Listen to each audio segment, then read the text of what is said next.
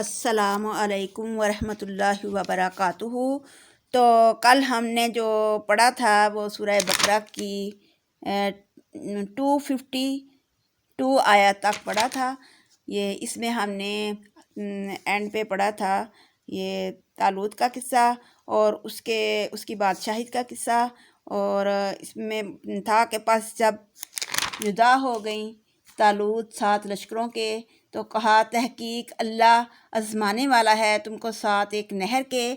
پس جو کوئی اس میں سے پیے گا تو وہ ہم میں سے نہ ہوگا، اور جو کوئی اس میں سے نہ پانی پیے گا تو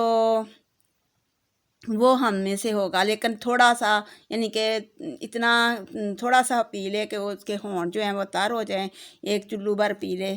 تو ان میں سے سب نے پی لیا پانی، لیکن بہت تھوڑے تھے جنہوں نے نہ پانی پیا۔ تو کہا جنہوں نے پی لیا تو پھر بعد میں وہ کہنے لگے کہ آج تو ہم میں اب جو ہے نا طاقت نہیں جالوت اور اس کے لشکروں سے لڑنے کے لیے۔ تو اللہ تعالیٰ نے آزمائش کی تھی، تو وہ اللہ کی آزمائش سے جو ہے پورے نہ اترے۔ تو لیکن جو لوگ اس سے پتہ چلتا ہے کہ اللہ تعالیٰ ہر ایک بندے کی آزمائش کرتا ہے، تو جو بندہ آزمائش میں پورا نہیں اترتا تو پھر جو ہے نا اللہ بھی ان کو امتحان میں ڈال دیتا ہے۔ تو انہوں نے کہا کہ اب تو ہمارے میں طاقت ہی نہیں رہی اس کے طالوت کے اور اس کے لشکروں سے لڑنے کی۔ تو لیکن جو لوگ ایمان والے تھے پکے، تو انہوں نے کہا کہ بہت دفعہ ایسا ہوا ہے کہ اللہ تعالیٰ نے تھوڑے لشکروں کو جو ہے نا وہ بڑوں زیادہ لشکر پر فتح نصیب فرمائی ہے۔ تو اللہ جو ہے وہ صبر والوں کے ساتھ ہے۔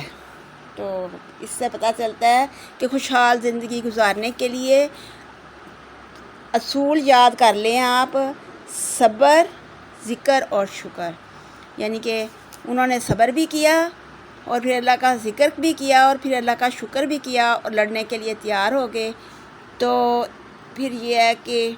اس میں اللہ تعالیٰ نے فرمایا کہ اللہ تعالیٰ نے اس لشکر میں سے داؤد بھی تھے، حضرت داؤد تھے، تو اللہ تعالیٰ نے ان کو پھر سلطنت بھی دی، یعنی وہ سلطنت جو طالوت کے پاس تھی، اور حکمت بھی دی، یعنی حضرت شموئیل کے بعد۔ اور پھر جو ہے ان لوگوں کو کہتے ہیں کہ لڑائی کرنا، بعض لوگ کہتے ہیں کہ لڑائی کرنا جو ہے وہ نبیوں کا کام نہیں۔ تو اس قصہ سے معلوم ہوا کہ جہاد ہمیشہ سے ہی رہا ہے، اگر جہاد نہ ہو تو مفسد لوگ جو ہیں وہ شہروں کو ویران کر ڈالیں۔ تو اس طرح سے جو ہے اللہ تعالیٰ نے اس کو ملک بھی دیا اور اس کو حکمت بھی دی اور جو چاہا اس کو سکھایا۔ تو یہ جو نشانیاں ہیں اللہ تعالیٰ کی، یہ ہم نے پڑھی تھی، اور یہ ہے کہ یہ نشانیاں جو ہیں اللہ کی ہم پڑھتے ہیں اوپر تیرے ساتھ حق کے، اور تحقیق تو البتہ بیچے ہوئے میں سے ہے۔ یعنی کہ اللہ تعالیٰ نے بتا دیا کہ نبی اکرم صلی اللہ علیہ وسلم تو اس وقت موجود نہیں تھے، تو لیکن اس سے پتہ چلتا ہے کہ غیب کی خبریں جو ہیں وہ کیسے ان کو پہنچی۔ تو اس کا مطلب ہے کہ اللہ تعالیٰ نے ان کو بتا دیا جتنا اللہ تعالیٰ نے چاہا۔ تو اس کا مطلب ہے کہ یہ سچے رسولوں میں سے ہیں۔ تو وہ کہتے تھے کہ یہ رسول نہیں ہے تو سچے رسولوں میں سے ہے۔ تو آج ہم نے آگے پڑھنا ہے تلک الرسل، سورہ بقرہ 3 پارہ آج شروع کرنا ہے۔ تو اب ہم بغیر وقت ضائع کیے شروع کرتے ہیں۔ نحمدہ و نصلی علی رسولہ الکریم، اما بعد، اعوذ باللہ من السمیع العلیم من الشیطان الرجیم، بسم اللہ الرحمن الرحیم۔ تلک الرسل جو ہے یہ تلک الرسل فضلنا بعضهم علی بعض منہم من کلم اللہ ورفع بعضهم درجات۔ یہ پیغمبر بزرگی دی ہم نے بعض ان کے کو اوپر بعض کے، ان میں سے بعض وہ ہیں کہ باتیں کی اللہ نے ان سے اور بلند کیا بعض ان کو درجوں میں، اور دی ہم نے عیسیٰ بیٹے مریم کو دلیلیں ظاہر اور قوت دی ہم نے اس کو ساتھ روح پاک کے۔ تو 1,24,000 جو ہے وہ انبیاء آئے، ان میں سے 314 رسول تھے اور 5 جو ہے وہ اولو العزم رسول تھے۔ عام انسانوں میں بھی فرق رکھا ہے اللہ نے، تو پھر رسولوں میں بھی اللہ تعالیٰ نے جو ہے، تو تلک رسولوں سے مراد وہ رسول ہیں جن کا اس صورت میں ذکر آیا ہے، اور یہ عقیدہ کہ انبیاء درجات میں مختلف ہیں اور ان میں تفاصل پایا جاتا ہے، اور پھر یہ کہ حضرت صلی اللہ علیہ وآلہ وسلم تمام انبیاء سے افضل ہیں۔ تو معراج کے موقع پر بھی آپ صلی اللہ علیہ وآلہ وسلم نے جو ہے وہ کلام فرمایا، ان میں سے بعض پیغمبروں نے سے اللہ تعالیٰ نے کلام فرمایا، اور بعض کو درجات سے درجے بلند کیے، اور پھر جیسے عیسیٰ بیٹے مریم کو بھی دلیلیں یعنی ظاہری دلیلیں دیں اور قوت دی، اور ہم نے اس کے ساتھ جو ہے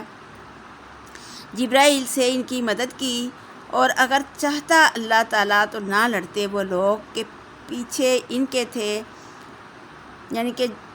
وہ لوگ جو کھلی کھلی نشانیاں لے کر آئے، تو اگر اللہ چاہتا تو ان نشانیوں کو دیکھنے کے بعد، یعنی کہ بینات جو ہیں وہ کھلی کھلی نشانیاں ہیں، کھلی دلیلیں تھیں موسیٰ علیہ السلام کے پاس، ید بیضا اور ساری جو تھیں نشانیاں، تو لیکن یہ ساری نشانیاں دیکھنے کے بعد جو ہے وہ پھر بھی انہوں نے اختلاف کیا، اور انہوں نے بعض میں سے وہ شخص ہیں کہ ایمان لائے، اور بعض ان میں سے وہ ہیں کہ جنہوں نے کفر کیا، یعنی کہ انہوں نے اختلاف کیا ساری نشانیاں دیکھنے کے باوجود۔ کچھ جو ہیں وہ دو گروہوں میں بٹ کے کچھ ایمان لے کے آئے اور کچھ کافر ہو گئے۔ تو اس میں ہے کہ اگر اللہ چاہتا تو یہ پھوٹ نہ پڑتی، لیکن اللہ تعالیٰ کرتا ہے جو کچھ چاہتا ہے۔ تو یہ اس میں اصل میں نبی اکرم صلی اللہ علیہ وآلہ وسلم کو جو ہے وہ تسلی دی گئی ہے، یعنی انبیاء کے جو تھے نا ماننے والے، انبیاء کی اتباع کرنے والے، ان میں یہ اختلاف، اور پھر اس اختلاف کی بنا پر باہم قتال اللہ تعالیٰ کی مشیت و حکمت سے ہی ہے، تو جس کی وجہ سے ہمارے فہم سے بالا تر ہے۔ تو تقدیر کے متعلق ایک سائل کے جواب میں حضرت علی رضی اللہ تعالیٰ عنہ نے فرمایا کہ یہ ایک بید ہے جو تم سے مخفی رکھا گیا ہے، لہٰذا تم اسے معلوم کرنے کی کوشش نہ کرو۔ تو اس آیت میں حضرت صلی اللہ علیہ وآلہ وسلم کو اصل میں تسلی دی ہے کہ کفر و ایمان میں لوگوں کا اختلاف تو پہلے سے ہی چلا آتا ہے، تو کوئی نبی ایسا نہیں کہ ساری امت ہی اس پر ایمان لے آئی ہو، لہذا ان کے انکار سے آپ رنجیدہ خاطر نہ ہوں۔ یا ایھا الذین آمنوا انفقوا مما رزقناکم من قبل ان یأتی یوم لا بیع فیہ ولا خلۃ ولا شفاعۃ، اے مسلمانوں جو ہم نے تم کو دیا اس میں سے خرچ کرو، یعنی کہ جو بھی اللہ تعالیٰ نے دیا رزق، چاہے روپیہ پیسہ ہے، چاہے کوئی علم ہے، یا کوئی بھی چیز اللہ تعالیٰ نے دی ہے، اولاد ہے یا جو بھی ہے، اللہ تعالیٰ نے کوئی بھی نعمت آپ کو دی ہے تو وہ ساری جو ہے وہ رزق میں شمار ہوتی ہے۔ تو اللہ تعالیٰ کہتا ہے کہ جو بھی ہم نے تم کو رزق دیا ہے اس میں سے خرچ کرو اس دن کے آنے سے پہلے، جس دن کے نہ خرید و فروخت ہوگی اور نہ دوستی ہوگی اور نہ ہی سفارش کچھ کام آئے گی اللہ کے حکم کے بغیر، یعنی کہ اللہ کے اذن کے بغیر کوئی سفارش بھی نہیں کر سکے گا۔ تو اس دن وہ دن اتنا سخت، اتنا بھاری ہوگا کہ وہ دن جو ہے وہ لوگ کہیں گے کہ کاش ہمارے پاس جو ہے وہ زمین و آسمان سے بھر کر بھی سونا چاندی جواہرات ہوں تو ہم اللہ کو دے کے اپنی جان چھڑا لیں، لیکن وہ اللہ جان نہیں چھٹے گی۔ اگر وہ کافر مر گئے تو پھر جان نہیں چھٹے گی، اور کافر ہی اپنی جانوں پر ظلم کرتے ہیں۔ تو اگر وہ کافر مر جائیں گے تو اس وقت جو ہے اللہ تعالیٰ کہے گا کہ اب تم ساری اتنا کچھ دینے کے لیے تیار ہو، تو لیکن اس سے پہلے تو میں نے تم سے بہت تھوڑا سا جو ہے وہ مانگا تھا، اور میں نے جب تم آدم کی پشت میں سے نکالے گئے تھے تو میں نے تم سے اقرار لیا تھا، ایک چیز مانگی تھی کہ شرک نہیں کرنا، لیکن تم نے اس کو بھی نہیں چھوڑا۔ تو پھر وہ جو ہے نہ شرک والے بخشے جائیں گے اور نہ کفر کی حالت میں مرنے والے ہی بخشے جائیں گے۔ تو اس کے بعد آیت الکرسی ہے، تو یہ بہت ہی زیادہ جو ہے وہ اہم صورت ہے، آیت الکرسی جو ہے وہ جنت میں لے جانے والی آیت ہے، تو اس میں جو ہے وہ 26 صفات کا ذکر کیا گیا ہے، 5 نام ہیں، باقی ساری صفات ہیں، اور ہر چیز کو فنا ہے لیکن ایک اللہ کو فنا نہیں ہے۔ سب کی زندگی جو ہے وہ اللہ کی ذات کی وجہ سے قائم ہے، تو اللہ جو ہے وہ حی القیوم ہے، اس کو نہ نیند آتی ہے نہ ہی اونگ آتی ہے، تو ہم بھی جو زندہ ہیں تو اسی کی وجہ سے زندہ ہیں۔ تو اللہ کا تو علم اتنا ہے کہ جتنا کہتے ہیں کہ اگر تمام درخت جو ہے وہ قلم بن جائیں اور سمندر جو ہے وہ سیاہی بن جائے اور اس کے آگے ایک اور سمندر ہو، تو اللہ کی باتیں جو ہے وہ ختم نہیں ہوتی۔ تو اللہ جو ہے، اللہ کے سوا کوئی سچا خدا نہیں، وہ زندہ ہے، سب کچھ سنبھالنے والا ہے، نہ اس کو اونگ آتی ہے نہ وہ سوتا ہے، اسی کا ہے جو کچھ آسمانوں اور زمین میں ہے، اسی کے حکم کے کون اس کے پاس سفارش کر سکتا ہے، یعنی کہ کوئی بھی سفارش کرے گا تو اللہ کے اذن سے ہی کرے گا، اور وہ جانتا ہے جو کچھ اس کے آگے ہے جو کچھ اس کے پیچھے ہے، یعنی کہ جو چیز بھی آگے اور پیچھے ہے یہ اللہ کے علم میں ہے۔ تو آگے اور پیچھے کون سے فرشتے ہیں، کون سی مخلوق گھوم رہی ہے، یہ سب کا علم جو ہے وہ اللہ تعالیٰ کو ہے، اور نہیں گھیرتے کہ ساتھ کسی چیز کے علم اس کے سے مگر ساتھ اس چیز کے کہ چاہے سما لیا ہے کرسی اس کی نے آسمانوں کو اور زمین کو، یعنی اللہ کی کرسی جو ہے وہ اتنی بڑی ہے کہ وہ آسمانوں اور زمین کے اوپر ساری چھائی ہوئی ہے، اور نہیں تھکاتی اس کو نگہبانی ان دونوں کی، یعنی کہ زمین اور آسمان دونوں کی نگہبانی اس کو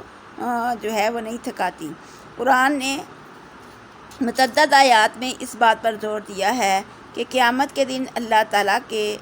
اذن کے بغیر کوئی شخص کسی کی شفاعت نہیں کر سکے گا۔ حضرت صلی اللہ علیہ وآلہ وسلم بھی قیامت کے دن جو شفاعت فرمائیں گے اور آپ کی شفاعت قبول بھی کی جائے گی تو یہ بھی اللہ تعالیٰ کی اجازت کے بعد ہی قبول کی جائے گی۔ تو اس لیے جو ہے نا شفاعت جو ہے وہ صرف اللہ کے اذن سے ہے، اور وہ بہت ہی بلند مرتبہ اور بہت ہی بڑا ہے۔ لا اکراہ فی الدین، نہیں زبردستی دین میں، قد تبین الرشد من الغی، تحقیق ظاہر ہو گیا راہ پانا گمراہی سے، فمن یکفر بالطاغوت، پس جس کسی نے کفر کیا ساتھ شیطان کے۔ تو طاغوت جو ہے وہ ہر اس طاقت کو کہتے ہیں جو اللہ کے خلاف جو ہے وہ انسان کو بھڑکائے، یعنی کہ اللہ کے احکام سے منع کر دے، اللہ کے ہر وہ کام جو ہے وہ شیطانی کام ہو اس کو کہتے ہیں طاغوت، اور شیطان کو بھی طاغوت کہا جاتا ہے۔ یعنی ہر معبود باطل بھی حضرت عمر فرماتے ہیں کہ طاغوت شیطان ہے، نیز ہر وہ شخص جو ہے اپنی بندگی اور اطاعت جو ہے وہ کراتا ہے اور اسے طاغوت کہا جاتا ہے، یعنی کہ جو اللہ کی بندگی کے علاوہ اپنی بندگی کرائے اس کو بھی طاغوت کہتے ہیں۔ اور ایمان لائے ساتھ اللہ تعالیٰ کے پس تحقیق پکڑ رکھا اس نے کڑا مضبوط، نہیں ٹوٹتا واسطے اس کے، اور اللہ تعالیٰ سننے والا جاننے والا ہے، یعنی کہ جو بھی اللہ تعالیٰ پر ایمان لے آئے گا اور اس کو مضبوطی سے تھام لے، اس کا کنڈا مضبوطی سے تھام لے گا، یعنی کہ اس کا جو ہے توکل اللہ پر اتنا مضبوط ہوگا کہ اتنا مضبوطی سے اس نے اس کو تھاما ہوگا اور اس کا توکل جو ہے وہ اتنا زیادہ مضبوط ہوگا، تو پھر جو ہے نا جو ہے اللہ تعالیٰ بھی یہ اس کو جانے گا، اس کے دل کی ثبات کو جانے گا، تو پھر اس کا ایمان جو ہے اتنا ہی پختہ ہوگا۔ اللہ ایمان والوں کا مددگار ہے اور ان کے کفر کے اندھیروں سے نکال کر ایمان کی روشنی میں لاتا ہے، یعنی کہ جتنا ہی اس کا توکل اللہ پر مضبوط ہوگا اتنے ہی اس کی روشنی جو ہے نا وہ بڑھتی جائے گی، اور اس طرح سے درجے جو ہیں وہ بڑھتے ہی جائیں گے توکل کے، اور وہ اللہ کے قریب سے قریب تر ہوتا جائے گا۔ اور جو لوگ کافر ہوئے دوست ان کے شیطان ہیں۔ تو جو کافر ہو جاتے ہیں، جو اللہ کی حکمتوں کا انکار کرتے ہیں، ان کے دوست بھی شیطان ہو جاتے ہیں، اور پھر ان کو وہ روشنی سے نکال کر اندھیروں کی طرف لے جاتے ہیں، اور وہ ان کو جو ہے وہ آپ کے طرف بلانے والے ہیں، اور وہ بھی یہی وہ لوگ دوستی ہیں، اور وہ اس میں ہمیشہ ہمیشہ رہیں گے۔ الم تر الی الذی حاج ابراہیم فی ربہ ان آتاہ اللہ الملک اذ قال ابراہیم ربی الذی یحیی و یمیت قال انا احیی و امیت۔ کیا نہ دیکھا تو نے اس شخص کی طرف جس نے جھگڑا کیا ابراہیم سے بیچ پروردگار اس کے کہ اس واسطے کہ اس کو اللہ تعالیٰ نے بادشاہی دی۔ جس وقت کہا ابراہیم نے پروردگار میرا تو وہ ہے جو چلاتا ہے اور مارتا ہے، یعنی کہ میرا پروردگار تو جلاتا بھی ہے، زندہ بھی کرتا ہے اور مارتا بھی ہے۔ تو اس نے کیا کہا؟ اس نے کہا کہ میں بھی مارتا ہوں اور زندہ کرتا ہوں۔ اس نے جو ایک شخص کو جو ہے ایک جس کو سزا ملی ہوئی تھی اس کو لا کر جو ہے اس کو چھوڑ دیا، لیکن ایک آزاد شخص کو جو ہے نا وہ قتل کر ڈالا، اور کہا کہ دیکھو میں بھی مارتا اور زندہ کرتا ہوں۔ کالا تو ابراہیم ہوں، تو پھر ابراہیم نے کیا کہا کہ اچھا اللہ تو سورج کو مشرق سے نکالتا ہے اور مغرب میں غروب کرتا ہے، تو ذرا اس کو مغرب سے نکال کر دکھا۔ بس وہ جو ہے نا یہ سن کر کافر جو ہے ہکا بکا رہ گیا۔ تو وہ کافر کہتے ہیں کہ نمرود تھا جو ہکا بکا رہ گیا، یعنی حیران اور خاموش ہو گیا، اور اللہ تعالیٰ نہیں راہ دکھاتا اس قوم کو جو ظالم ہے۔ تو ظالموں کو اللہ تعالیٰ راہ نہیں دکھاتا، بلکہ وہ اپنی ہٹ درمی میں ہی اڑے رہتے ہیں۔ تو اس میں بھی اس نمرود کی ہٹ درمی کا ہی ذکر کیا گیا ہے۔ اور اس کے بعد جو ہے اوکلزی مرہ علاقیتن اس یا مانند اس شخص کے کہ گزرا اوپر ایک گاؤں کے، یعنی کہ یہ آگے وہ ایک بندے کا قصہ ہے، وہ اس کے بارے میں کہا جاتا ہے کہ شاید یہ حضرت جو ہے حضرت تھے یا حضرت عزیر تھے۔ یا تو نے اس شخص کو دیکھا ہے کہ گزرا ایک گاؤں کے اور وہ گرا ہوا تھا اوپر چھتوں اپنی کے۔ تو اس نے کہا کہ کیوں کر زندہ کرے گا اللہ اس کو، پیچھے موت اس کی کے۔ اس نے سوچا کہ یہ تو سارے اپنے چھتوں پہ گرے ہوئے ہیں، تو اس کے دل میں جو ہے وہ شکوک و شبہات پیدا ہوئے۔ اس نے کہا کہ اللہ جو ہے وہ ان کو کیسے زندہ کرے گا۔ تو فمات اللہ میتا آمن ثم بعثا، تو پھر اللہ تعالیٰ نے بھی اس کو مار ڈالا 100 برس تک، اور پھر اس کو جو ہے وہ زندہ کیا۔ اس کے بعد پھر فرمایا کہ تو کتنی دیر یہاں رہا؟ تو اس نے کہا کہ ایک دن یا کچھ کم۔ فرمایا نہیں تو 100 برس رہا۔ اب اپنے کھانے پینے کو دیکھ اور پینے اپنے کو کہ وہ سڑا نہیں، اور دیکھ پھر اپنے گدھے کی طرف دیکھ، اور یہ ہم نے اس واسطے کیا کہ تجھ کو لوگوں کے لیے ایک نمونہ بنا دیں اپنی قدرت کا۔ اور گدھے کی ہڈیوں کی طرف دیکھ، کیوں کر چڑھاتے ہیں ہم اس کو گوشت پھر پہناتے ہیں، یعنی کہ ہڈیاں جو ہیں ان کو چڑھائیں گے اور پھر ان کو گوشت پہنائیں گے۔ پس جب اس کے سامنے یہ سارا معاملہ کھل گیا، جب ظاہر ہو گیا،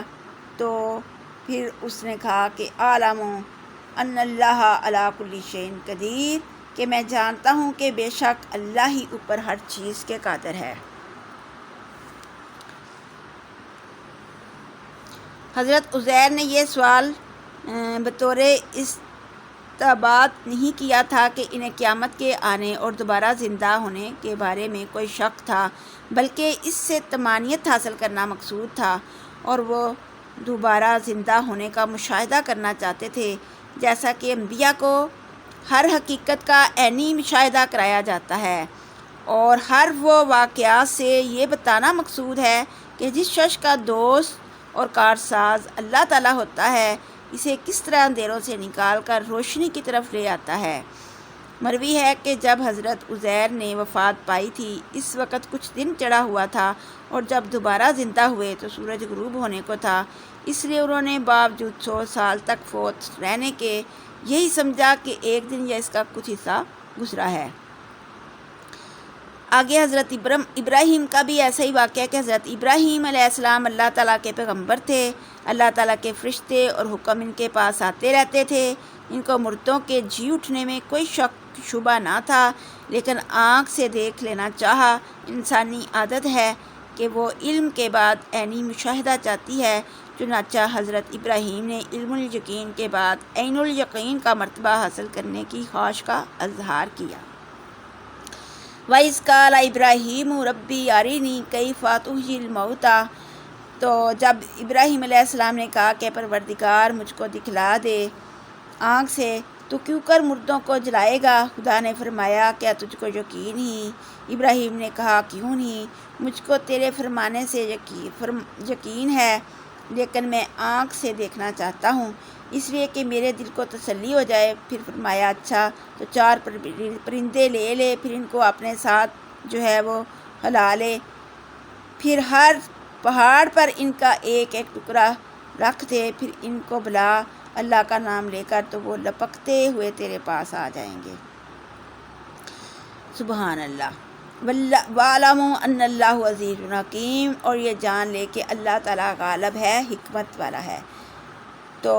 اسی آگے مَثَلُ الَّذِينَ يُنْفِقُونَ أَمْوَالَهُمْ، تو اس کے بعد جو ہے وہ صدقے کے بارے میں یہ آیت آ گئی، مثال ہے کہ مثال ان لوگوں کی يُنْفِقُونَ أَمْوَالَهُمْ فِي سَبِيلِ اللَّهِ، جو خرچ کرتے ہیں مال اپنے بیچ اللہ کی راہ میں۔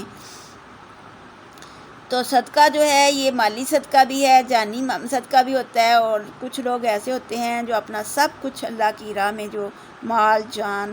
اور سب کچھ اللہ کی راہ میں قربان کر دیتے ہیں۔ تو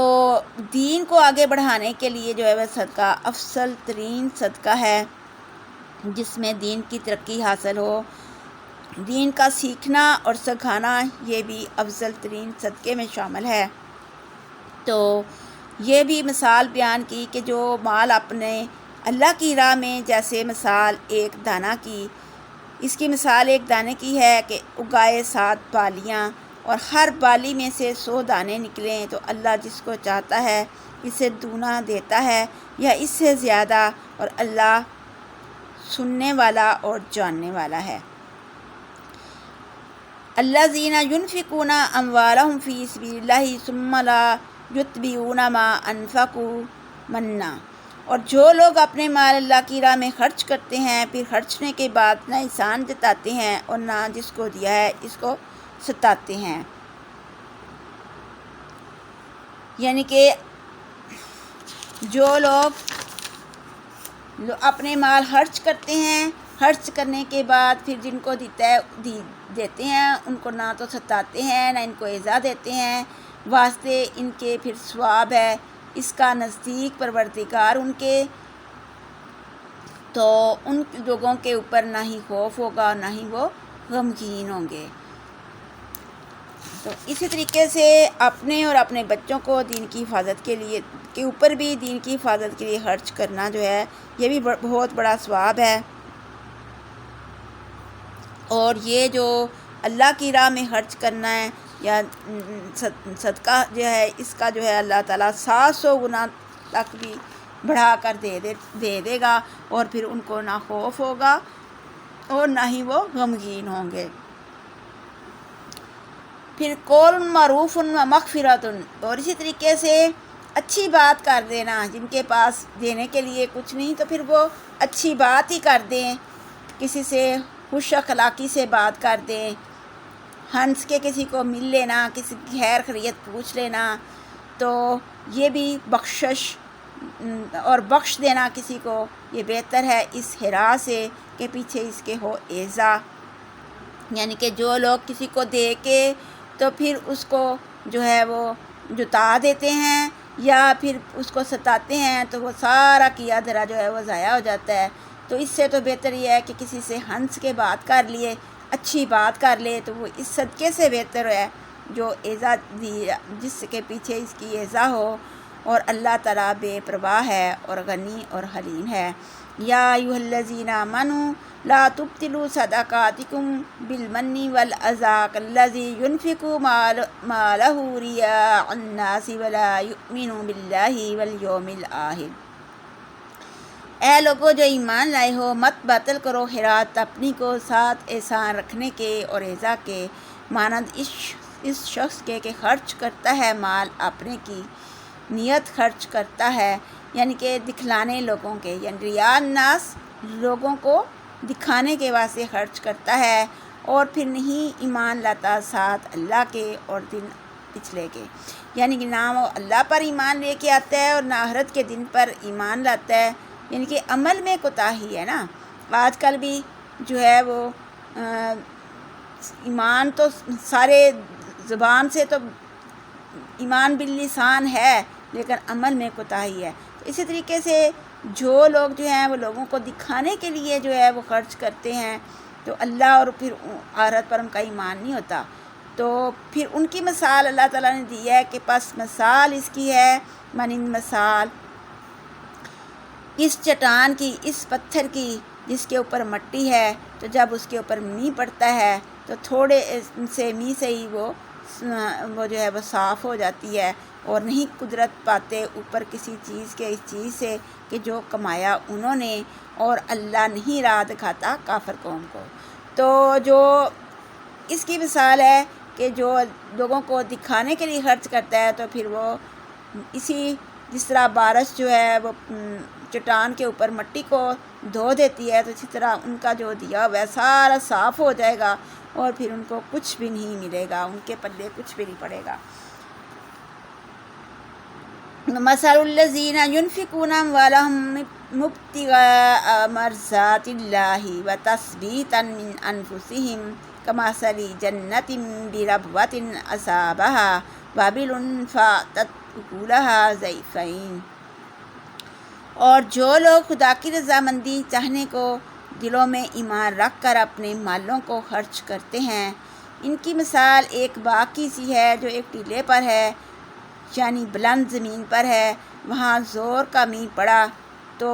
دونا میوہ پیدا ہوا، اور اگر زور کا مینہ نہ بھی پڑا تو پرہار ہی اس کے لیے کافی ہو گئی، اور اللہ تمہارے کاموں کو دیکھنے والا ہے، یعنی کہ اللہ تو ہر چیز کو دیکھتا ہے۔ اَیَوَدُّ أَحَدُّکُمْ أَن تَکُونَ لَهُ جَنَّةٌ مِّن نَخِیلٍ وَأَعْنَابٍ تَجْرِی مِن تَحْتِہَا الْأَنْہَارُ، کیا چاہتا ہے کوئی تم میں سے یہ کہ ہو واسطے اس کے باغ کھجوروں کا اور انگوروں کا، چلتی رہیں نیچے اس کے نہریں واسطے اس کے بیچ اس کے سب میووں سے، اور پہنچے اس کو بڑھاپا اور واسطے اس کے اولاد ہو ناتواں۔ ریاکاروں کے مقابلے میں مخلص مومنوں کی دوسری مثال ہے، یعنی جو لوگ محض اللہ تعالیٰ کی رضا جوئی کے لیے خرچ کرتے اور دل کے اطمینان کے ساتھ کرتے ہیں، کہ اللہ تعالیٰ انہیں اس کا وافر اجر عطا فرماتا ہے، اور ان کا عمل جو ہے وہ ضائع نہیں کرتا۔ ان کے خرچ کرنے کی مثال اس باغ کی ہے جو کسی پرفضا اور بلند مقام پر ہو، اگر اس پر زور کی بارش بھی آتی ہے تو دوسرے باغوں سے دگنا پھل دے، اور اگر زور کی بارش نہ بھی آئے تو ہلکی بارش ہی کافی رہے۔ یہی حالت مومن کے عمل کی ہے، وہ کسی صورت بھی ضائع نہ ہوگا، بلکہ اللہ تعالیٰ اسے قبول فرمائے گا اور ہر ایک کو اس کے عمل کے مطابق جزا دے گا۔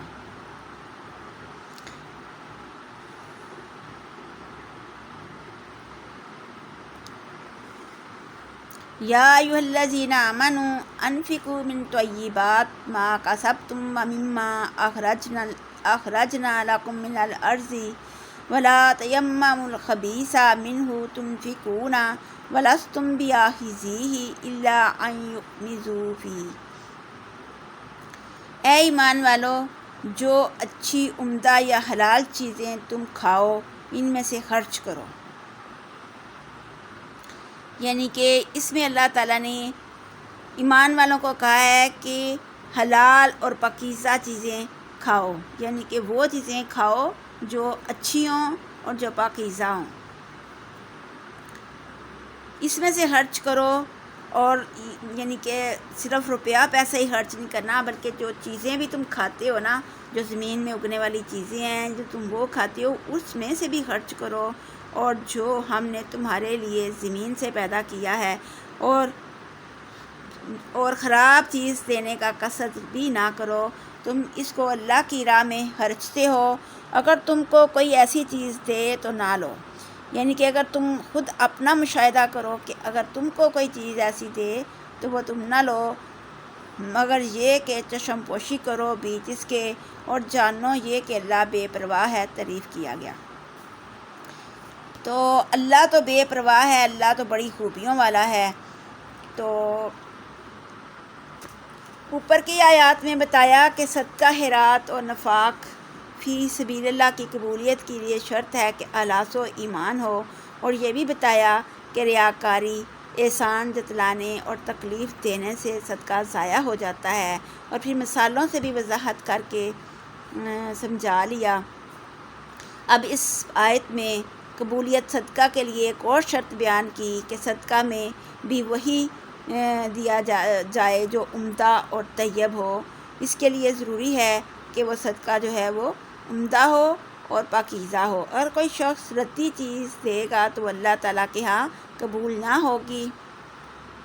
حضرت برار بن حازب رضی اللہ تعالیٰ عنہ فرماتے ہیں کہ یہ آیت ہم انصار کے بارے میں نازل ہوئی، جب کھجور کا موسم آ جاتا تو کچھ لوگ کھجوروں کی ڈالیاں لا کر مسجد نبوی کے ستونوں پر لٹکا جاتے۔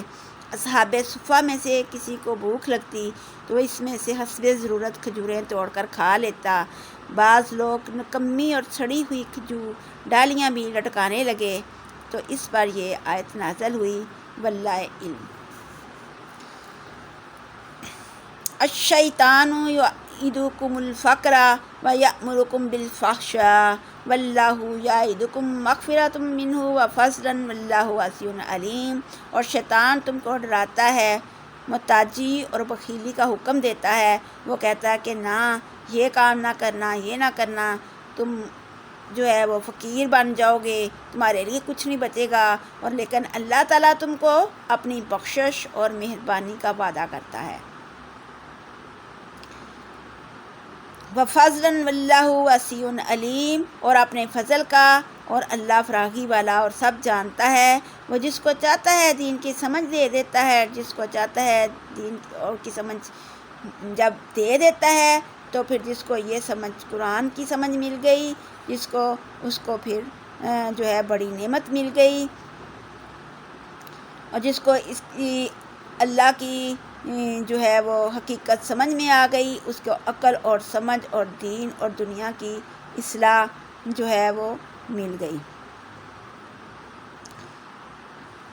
اور جو عقل والے ہیں وہی یہ نصیحت جو ہیں وہ مانتے ہیں، یعنی کہ اور یہ نصیحت کن کو ملتی ہے؟ جن کو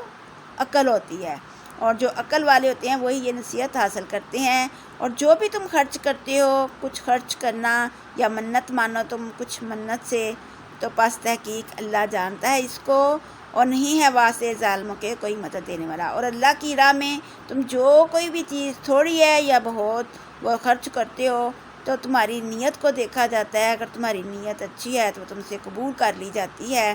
اور نیت اگر نہیں ہے تو پھر تم خود اس کے ذمہ دار ہو۔ اگر ظاہر کرو تم خیرات کو،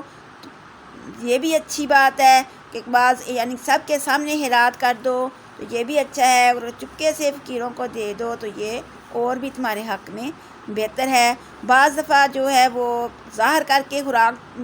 جو ہے وہ خیرات دینا بہتر ہوتا ہے، تاکہ دوسروں کو بھی اس کا جذبہ جو ہے وہ ابھرے دینے کا، لیکن بعض دفعہ جو ہے چھپا کر دینا بہتر ہوتا ہے، اور کفارہ ہے یہ تمہارے گناہوں کا، یعنی کہ جب تم یہ کام کرتے ہو تو پھر یہ تمہارے گناہ جو ہیں اس سے کم ہو جاتے ہیں، یہ گناہ جھڑ جاتے ہیں، اور اللہ تعالیٰ ساتھ اس چیز کے جو تم کرتے ہو ہر چیز کا خبردار ہے۔ اور اے پیغمبر صلی اللہ علیہ وآلہ وسلم، ان کو راہ پر لانا تیرا ذمہ نہیں، بلکہ اللہ جس کو چاہتا ہے راہ پر لگاتا ہے۔ اور جو کچھ خرچ کرو تم بلائی سے، پس نفع ہے واسطے جان تمہاری کے، اور نہ خرچ کرو تم مگر واسطے چاہنے رضا مندی اللہ کے۔ تو جو بھی تم خرچ کرو گے تمہاری اس میں بھلائی ہے، اور اللہ تو پورا پہنچائے گا تم کو تمہاری قیامت کے دن خیرات کے طور پر، اور پھر پاؤ گے اور تمہارا حق مارا نہ جائے گا۔ اور تم جو مال بھی خرچ کرو گے خیرات کے طور پر تو قیامت والے دن تو اس کو بھرا ہوا پاؤ گے، یعنی کہ اتنا زیادہ پاؤ گے کہ تم خود کہو گے کہ اللہ نے بہت زیادہ ہمیں دے دیا ہے۔ للفقراء الذین احصروا فی سبیل اللہ، اور خیرات واسطے ان فقیروں کے ہے جو بند کیے گئے ہیں بیچ راہ خدا کے۔ تو اب ادھر جو ہے وہ خیرات بتا دی کہ کن لوگوں کو دینی ہے۔ تو بند کیے گئے ہیں راہ سبیل کے، اس میں حضرت ابن عباس فرماتے ہیں کہ ان سے مراد اصحاب صفہ ہیں، مگر آیت اپنے عموم کے اعتبار سے ان سب فقراء کو شامل ہے جو مذکورہ صفات کے حامل ہوں۔ اور آیت کا منشا یہ ہے کہ صدقہ خیرات کے اولین مستحق یہ لوگ ہیں، یعنی مجاہدین اور علم دین کے طالب علم جو ہیں، یہ سارے اس میں آ جائیں گے۔ اور جو بند کیے گئے ہیں راہ خدا کے نہیں سکتے چلنا بیچ زمین کے، یعنی کہ اصحاب صفہ میں سے کچھ ایسے تھے کہ وہ انہوں نے جو اپنی زندگیاں جو ہے نا وقف کر لی تھی دین کے لیے، تو ان کے پاس اتنے پیسے نہیں ہوتے تھے کہ وہ زمین میں چل پھر سکیں، تو ان کو بھی جب جاہل جو ہیں وہ دیکھتے تھے تو وہ ان کو بڑے ہی دولت مند جو ہے وہ سمجھتے تھے، کیونکہ وہ سوال نہیں کرتے تھے، اور جو ان کا حال نہیں جانتا وہ ان کو مالدار سمجھتا تھا، کیونکہ وہ مانگتے نہیں تھے۔ ان کا چہرہ دیکھ کر آپ ان کو پہچان سکتے ہیں، کسی سے لپٹ کر وہ نہیں مانگتے تھے۔ اور تم جو بھی مال خرچ کرو گے خیرات کے طور پر تو وہ اللہ کو معلوم ہے، یعنی کہ اللہ کو تو ہر ایک بات معلوم ہے، تو جو تم خیرات کے طور پر خرچ کرتے ہو تو وہ بھی اللہ جانتا ہے۔ الذین ینفقون اموالہم باللیل والنہار سرا وعلانیۃ فلہم اجرہم عند ربہم ولا خوف علیہم ولا ہم یحزنون۔ اور جو لوگ خرچ کرتے ہیں اپنے مال رات اور دن کو، چھپے اور ظاہر، یعنی کہ دن ہو یا رات ہو، چھپ کر خرچ کریں یا ظاہر خرچ کریں، تو فلاحم اجرہم، تو پس واسطے ان کے اجر ہے، عند ربہم، ان کے رب کے نزدیک، ولا خوف علیہم، نہ ان کے اوپر کوئی خوف ہوگا، ولا ہم یحزنون، اور نہ ہی وہ غمگین ہوں گے۔ الذین یأکلون الربا لا یقومون الا کما یقوم الذی یتخبطہ الشیطان من المس۔ اور جو لوگ سود کھاتے ہیں وہ اپنی قبروں سے ایسے کھڑے ہوں گے قیامت والے دن جیسے کوئی بھولا کھڑا ہوتا ہے، اور جیسے وہ شش اٹھتا ہے تو اس کو اسیب نے لپیٹ کر دیوانہ نہیں بنا دیا، اس طرح سے وہ قیامت والے دن کی دیوانے کی طرح وہ کھڑے ہوں گے، یعنی ان کو کوئی ہوش واس نہیں ہوگا۔ ذالک بانہم قالوا انما البیع مثل الربا، اور یہ اس واسطے ہوگا کہ کہا انہوں نے کہ سود اس کے نہیں سوا کہ مانند جو ہے وہ کسی چیز کے بیچنا۔ تو ذالک بانہم قالوا، اس واسطے کہ انہوں نے کہا کہ سوائے اس کے نہیں کہ سوداگری بھی سود کی مانند ہے۔ انہوں نے کہا کہ جو سوداگری ہے یہ بھی سود کی طرح ہے، اور اللہ تعالیٰ نے جو ہے وہ حلال کیا ہے سوداگری کو، اور حرام کیا ہے سود کو، یعنی کہ سود جو ہے اس کو تو اللہ تعالیٰ نے بہت ہی حرام کیا ہے، اور تجارت کو اللہ تعالیٰ نے جو ہے وہ حلال کیا ہے۔ پس جو کوئی کہ آیا اس کے پاس نصیحت پروردگار کی طرف سے، پس واسطے اسی کے ہے جو پہلے ہو چکا، اور حکم اس کا طرف اللہ کی ہے، اور جو کوئی پھر کرے تو پس یہ لوگ رہنے والے ہیں آگ کے۔ یعنی کہ جب نصیحت آپ کے پاس پہنچ گئی ہے تو آئندہ وہ سود کھانے سے باز آ گیا تو جاہلیت کے زمانہ میں یا سود حرام ہونے سے پہلے جو کچھ ہو گیا اس کا معاملہ جو ہے وہ اللہ کے حوالے ہے، اس کو عذاب کرے یا وہ معاف کرے۔ تو یمحق اللہ الربا ویربی الصدقات، اللہ مٹاتا ہے سود کو اور بڑھاتا ہے خیراتوں کو۔ واللہ لا یحب کل کفار اثیم، اور اللہ تعالیٰ نہیں دوست رکھتا ہر کفر کرنے والے گناہ گار کو۔ ان الذین آمنوا وعملوا الصالحات واقاموا الصلاة وآتوا الزکاة لہم اجرہم عند ربہم ولا خوف علیہم ولا ہم یحزنون۔ ان کے مقابلے میں ایک طرف سود ہے کھانے والے ہیں، دوسری طرف جو ہیں وہ ایمان لانے والے ہیں۔ ان کے مقابلے میں جو لوگ ایمان لائے اور اچھے کام کیے اور پھر نماز قائم کی اور زکوٰۃ ادا کی، واسطے ان کے اللہ کے نزدیک بڑا ہی ثواب ہے، اور پھر ان کو نہ کسی چیز کا ڈر ہوگا اور نہ ہی وہ غم کھائیں گے۔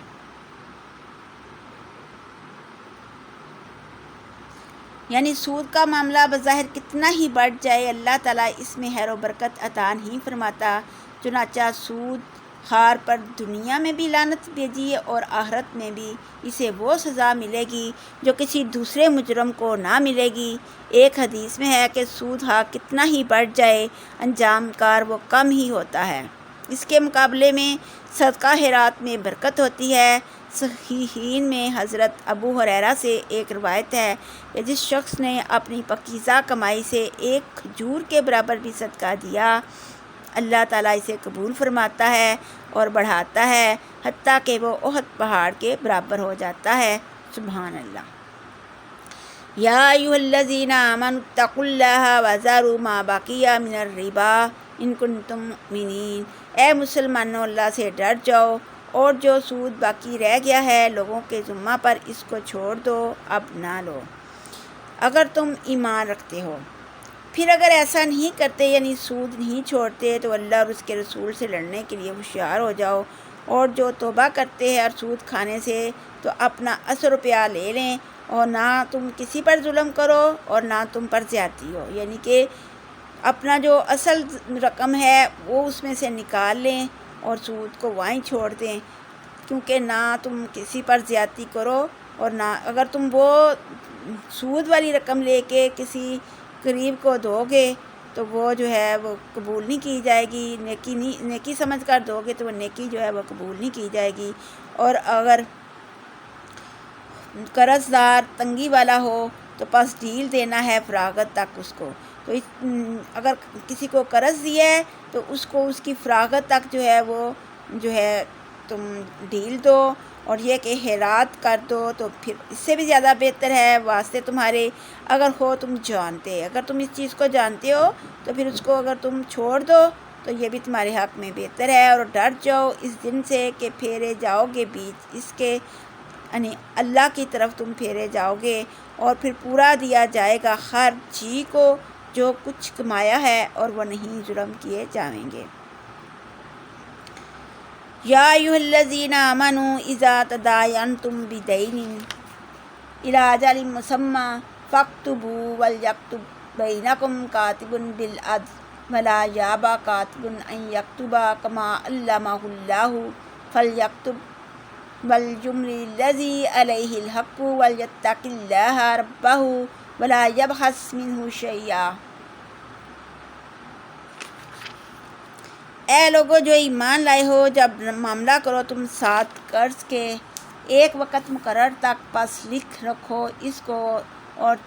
چاہیے کہ لکھے درمیان تمہارے لکھنے والا ساتھ انصاف کے، اور نہ انکار کرے لکھنے والا یہ کہ لکھے جیسے سکھایا اس کو اللہ تعالیٰ نے، پس چاہیے کہ لکھتے اور مطلب کہ وہ شخص کے اوپر اس کے ہے حق، اور چاہیے کہ ڈرے اللہ پروردگار اپنے سے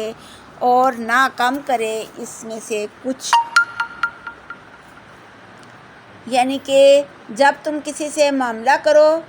لین دین کا تو پھر انصاف کے ساتھ لکھ لیا کرو، کیونکہ یہ زیادہ بہتر ہے کیونکہ زیادہ تر جو اپنے ہوتے ہیں،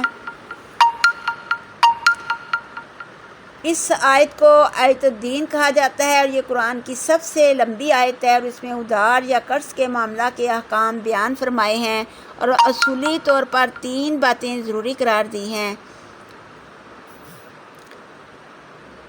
ایک تو تحریر کو لکھ لینا چاہیے، دوسری مدت کے تعین کر لینا چاہیے، تیسرے گواہ بھی بنا لینے چاہیے، یعنی کہ گواہ بھی ہوں۔ عموماً لوگ ادھار یا قرض کے معاملہ میں تحریر کرنے اور گواہ بنانے کو معیوب اور باہمی بے اعتمادی کی علامت سمجھتے ہیں، تو آیت کے آخر میں اس کی حکمت بیان فرما دی گئی ہے۔ اس میں اللہ نے بتایا کہ اللہ تعالیٰ کے نزدیک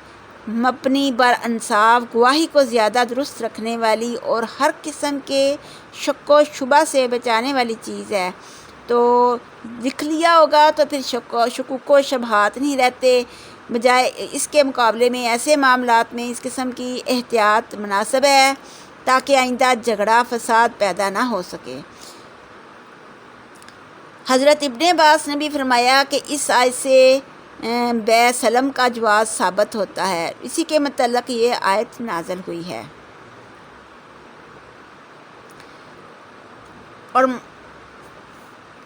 پس اگر ہو وہ شخص کے اوپر اس کے حق ہے، بیوقوف یا ناتواں یا نہیں سکتا یہ کہ مطلب کہے وہ، تو پس چاہیے کہ مطلب کہے ولی اس کا ساتھ انصاف کے، یعنی کہ مثلاً وہ شخص دیوانہ ہے یا نابالغ بوڑھا ہے یا سٹھیا گیا ہوا ہے یا لکھوا نہیں سکتا، مثلاً گونگا ہے، زبان سے ناواقف ہے،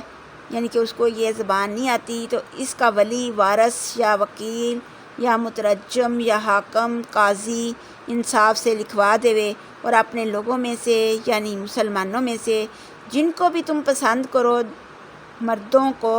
دو مردوں کو گواہ کر لو، اور اگر 2 مرد گواہ نہ مل سکیں تو پھر 1 مرد اور 2 عورتوں کو گواہ بنا لو، اس لیے کہ اگر ایک عورت بھول جائے کیونکہ اس کا حافظہ ناقص ہوتا ہے تو دوسری اس کو یاد دلا دے، اور جب گواہ گواہی کے لیے بلائے جائیں تو انکار نہ کریں، اور معاملہ چھوٹا ہو یا بڑا اس کے لکھنے سے میعاد سمیت جھی مت چراؤ،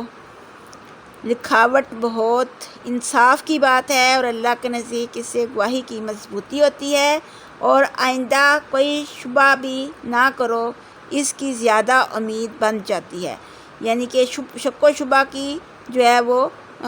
شک و شبہ میں نہ پڑو، بلکہ جب نقد سودا ہو تو اس ہاتھ دو اس ہاتھ لو، تو نہ لکھو تو کچھ گناہ نہیں اس میں تم پر، اور اگر سودا کرتے وقت گواہ کر لو اور لکھنے والے اور گواہ کو نقصان نہ پہنچاؤ۔ اگر ایسا کرو تم پس تحقیق و گناہ گاری ہے ساتھ تمہارے، اور پھر ڈر جاؤ اللہ سے اور سکھلاتا ہے تم کو اللہ، واتقوا اللہ ویعلمکم اللہ واللہ بکل شیء علیم، اور اللہ ہر چیز کا جاننے والا ہے، اور اللہ تمہیں سکھاتا ہے اور اللہ ہر چیز کو جاننے والا ہے۔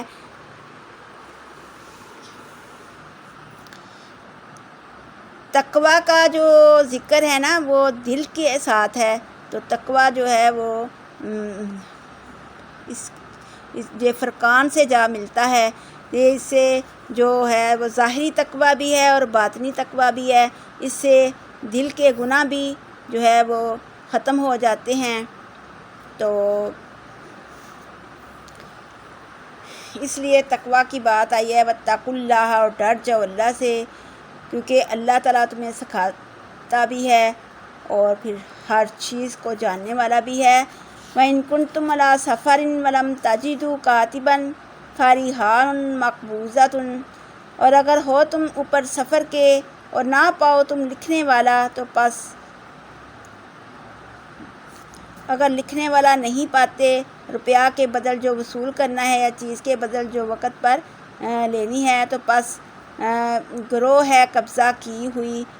فَإِنْ آمِنَ بَعْضُكُمْ، پس اگر امین جانے بعض تمہارا بعضے کو، یعنی کہ اس کا مطلب یہ ہے کہ اگر تم سفر میں ہو اور تم کو کوئی لکھنے والا نہیں ملتا، روپیہ کے بدل جو وصول کرنا ہے یا چیز کے بدل جو وقت پر لینا ہے، تو پھر ہاتھ گروی رکھ لو،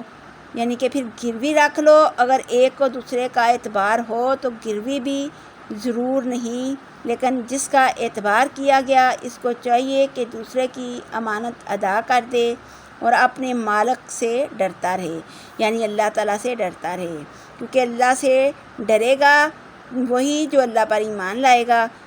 اور اس کو اللہ پر پورا بھروسہ ہوگا، امانت میں خیانت نہ کرے گا اور گواہی کو بھی نہیں چھپائے گا۔ نہ امانت میں خیانت کرو، نہ گواہی کو چھپاؤ جب گواہی دینے کے لیے بلائے جاؤ، اور جو گواہی کو چھپائے گا اس کا دل جو ہے وہ گناہ گار ہوگا، اور اللہ جو ہے وہ تمہارے کاموں کو جانتا ہے، کیونکہ اللہ ہر ایک چیز کو جانتا ہے، جو تھوڑی سی خفیف سی بھی تمہارے دل میں آ جاتی ہے۔ جو ایمان والے ہیں وہ کہتے ہیں سمعنا واطعنا، یعنی کہ سمعنا واطعنا کہنے سے کہ ہم نے سنا اور اطاعت کی، اس سے ایمان جو ہے وہ پختہ ہوتا ہے، ایمان میں اضافہ ہوتا ہے۔ للہ ما فی السماوات و ما فی الارض، کیونکہ اللہ ہی کے لیے ہے جو کچھ بھی آسمانوں میں ہے اور جو کچھ بھی زمینوں میں ہے۔ جنہوں نے کہا کہ اطعنا و اسمعنا، ہم نے سنا اور ہم نے اطاعت کی، وہ جانتے ہیں کہ ہر چیز اللہ کے لیے ہے، جو کچھ بھی آسمانوں اور جو کچھ بھی زمین میں ہے، اور اگر تم ظاہر کرو جو کچھ بھی چیز تمہارے کے ہے اور یا چھپاؤ اس کو تو یحاسبکم بہ اللہ، تو اللہ پھر حساب لے گا، اس کا حساب لیے گا تم سے اللہ۔ فَيَغْفِرُ لِمَن يَشَاءُ، پس بخش دے گا وہ جس کو چاہے گا، وَيُعَذِّبُ مَن يَشَاءُ، اور عذاب کرے گا جس کو چاہے گا، یعنی کہ جس کا دل اچھا ہوگا، جس کا اللہ سارے دلوں کو جانتا ہے، جس کا دل اچھا ہوگا اور اخلاص والا دل ہوگا تو پھر اللہ اس کو بخش دے گا، اور جس کا دل اللہ دیکھے گا کہ اخلاص والا نہیں ہے اور اچھا نہیں ہے تو پھر اس کو اللہ تعالیٰ عذاب کرے گا۔ واللہ علی کل شیء قدیر، کیونکہ اللہ تو ہر چیز پر قادر ہے اور اللہ کو کوئی پوچھنے والا نہیں ہے۔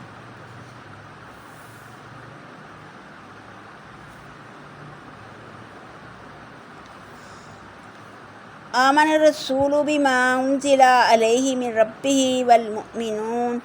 ایمان لایا پیغمبر ساتھ اس چیز کے کہ اتاری گئی ہے طرف اس کی پروردگار اس کے سے، اور ایمان لائے مسلمان۔ یہ سورہ بقرہ کی آخری 2 آیات ہیں۔ تو حضرت ابو ہریرہ سے ایک دوسری روایت ہے کہ حضرت صلی اللہ علیہ وسلم نے فرمایا کہ میرے لیے اللہ تعالیٰ نے میری امت کے لوگوں کو، یعنی کہ وہ خیالات اور وسوسے معاف کر دیے ہیں جو ان کے دلوں میں آتے ہیں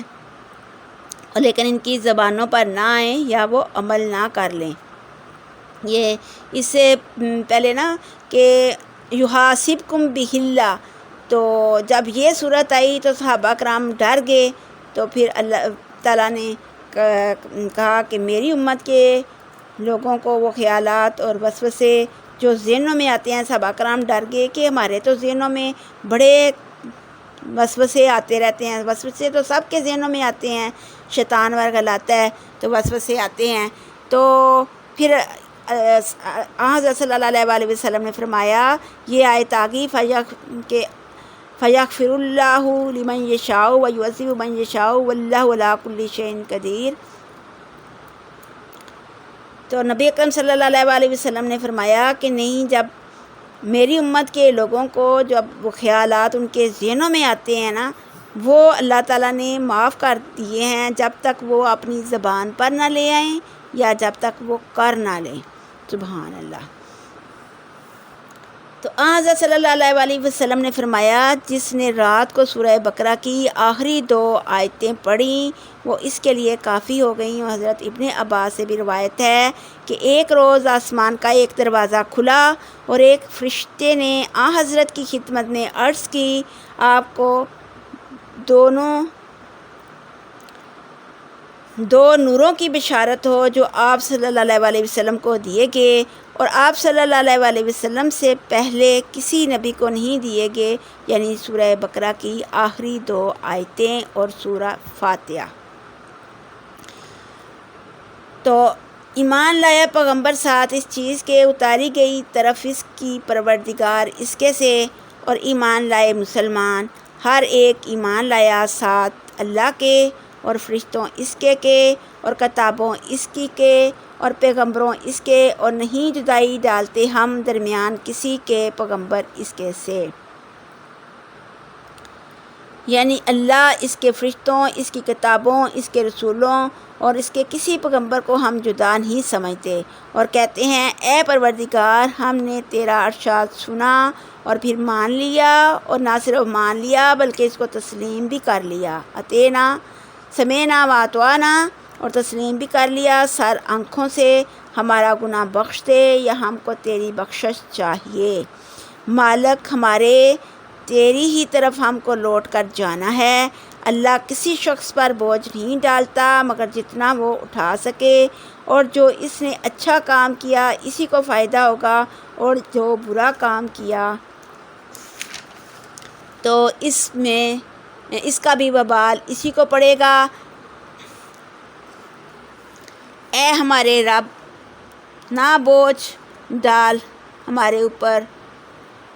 ہمارے بھول چوک پر ہم کو مت پکڑ، اے پروردگار ہمارے جیسے اگلے لوگوں کو تو نے ہماری بھاری بوجھ ڈالا تھا ویسا ہم پر مت ڈال، مالک ہمارے جس بوجھ کے اٹھانے کی ہم میں طاقت نہیں وہ ہم سے مت اٹھوا، اور ہمارے گناہوں کو معاف کر دے